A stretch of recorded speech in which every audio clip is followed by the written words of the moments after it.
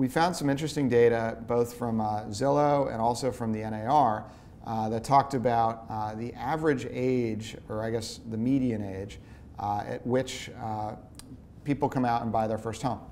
And based on the Zillow data, it was 32 and a half years.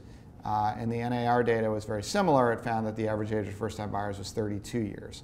And you can see on this chart on 69 actually how that age has changed over time, going back to the 1970s, which I think is kind of interesting. And then sort of a slightly different side to it, I guess, is on the next page on slide 70, how many years did people rent before buying? And that number is now up to 6 years as the median.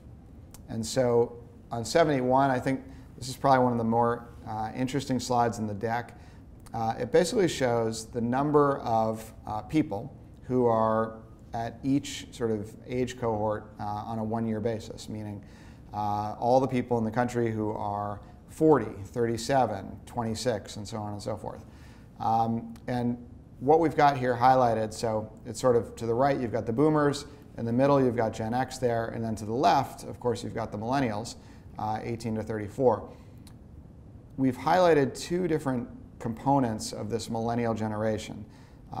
The group on the right, these are people who are 32 to 33, and these are people who are at their median age for being first-time home buyers.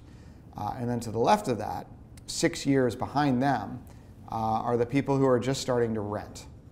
And so what's really interesting is that if you roll these curves forward, what it implies is that there is a tremendous sort of pig in the python of demand coming down the pike for home ownership here over the next 5 years.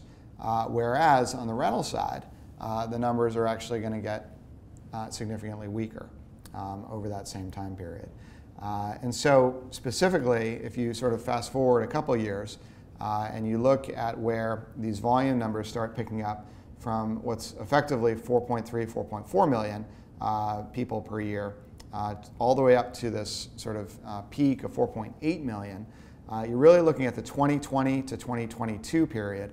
Now I realize that's a ways away, but what we would sort of leave you with from a longer term standpoint is that based on this data, and the fact that we know the age at which people come out and buy their first home, it looks like there is an enormous bull market in housing that's going to be coming down the pike here, really from 2020 to 2022.